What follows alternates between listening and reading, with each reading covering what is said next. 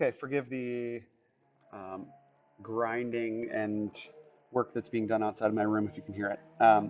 Here we go. We've got number 17. It says 17 equals p minus 3 minus 3p. And we need to combine like terms first. What are the like terms? Well, we only have a single constant on this side, 17, and we only have a single constant on this side, negative 3. But we have two variable terms in the same variable p. Okay? Here's 1p, here's negative 3p, and those can be combined. When you combine p and negative 3p, what you get is negative 2p. So you have now 17. That just comes straight down because there's nothing to do on this side. So just leave it for now, bring it down, equals, and these two go together to negative 2p, and we still have that minus 3. Okay, what do we need to do next? Well, now we're solving it like a regular two-step equation, where the first thing we need to undo is this minus 3. And what's the inverse operation of minus 3? It's plus 3. So we're going to add 3 to both sides, and that looks like writing the original, whatever was on that side, and then plus 3 at the end. And here the same way, what was on that side already, negative 2p minus 3, and then just plus 3 at the end. So this is what changed from that step to that step, adding 3 to both sides. Then we're back at another situation where we need to combine like terms. Constant term and constant term go together, 20. And these two constant terms, the point of adding 3 was to cancel this one out. So they're inverse operations. So these two will turn to 0, and we don't write plus 0. We just have them go away. So we've got 20 equals negative 2p. Okay? And hopefully, like you can anticipate what it is that I'm going to say before I say it, because you're getting familiar with this. So what's happening to p? It's being divided by, multiplied by negative 2. And what's the inverse operation for times negative 2? It's divided by negative 2. So we divide both sides by negative 2. And the goal here is to turn this coefficient of p into 1p, or just p. And it says p equals this. So negative 2 over negative 2 is 1. So that's 1p, or just p. And 20 divided by negative 2, well, a positive divided by a negative is a negative. And 20 divided by 2 is 10, so negative 10 equals p. Now we know what p is worth, or we suspect that we do, negative 10, so we box it. And how do we prove that we're right? We write a proof. And what do we do on the first line of a proof? We write the original equation unchanged. Very first step.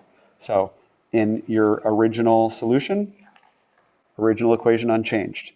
In your proof, original equation unchanged. They both start that way, and if you don't have that piece of it, then that's you not hearing me say this now and say it essentially during every single problem ever. Because I've said this to the point of exhaustion. So if you don't do that, I'm going to just kick it back to you and just say, listen to my videos, because you're obviously not listening. Now, oh, by the way, that's different than you accidentally forgot it once, which you should never forget it, because it should just be ingrained in you, and that's the idea. But if you forget it once, that's different from you forgetting it repeatedly. If you're forgetting it repeatedly, it wasn't just a casual error. It's you not recognizing the rule as a rule. Okay? So anyway, what do we do now? Second step, always same thing here. You rewrite the original equation. Everywhere there was a variable, you put parentheses and the predicted value of that inside. So we have 17 equals, instead of p, we put negative 10, minus 3, parentheses, negative 10. Okay? And now, on the left-hand side, it says 17. There's nothing to do on that side. So all the way down to the very bottom of the proof, we should see 17 on this side. You should not be doing addition property of equality, adding the same amount to both sides, or subtraction property of equality, or whatever. None of that happens now. This is a dividing line that you do not cross. The equal sign you do not cross. You treat this as a numerical expression that you're simplifying with order of operations. And you do not need to do something to both sides. You just simplify down. What do we do first? Well, the first thing we need to do is multiplication, because we can't do subtraction until we do this multiplication. What is negative 3 times negative 10? It's positive 30. So everything gets written exactly the same, except for this becomes positive 30. Okay? And there's no parentheses here now because I put that for the first step while we were subbing in. Okay, it doesn't need to continue to be there the whole way down. It just needs to be there on that step. And then if there's anything outside of it, it needs to be distributed in or whatever. Okay, what do we do now?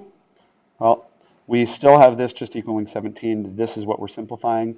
So now that there's only subtraction and addition, do we do addition first because PEMDAS says A before S? No. Addition and subtraction go together at the same step.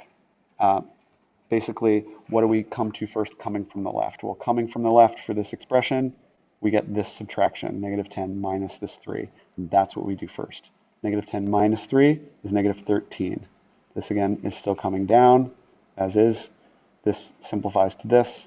And now we've got to simplify this by adding them together. And what's negative 13 plus 30? It's 17.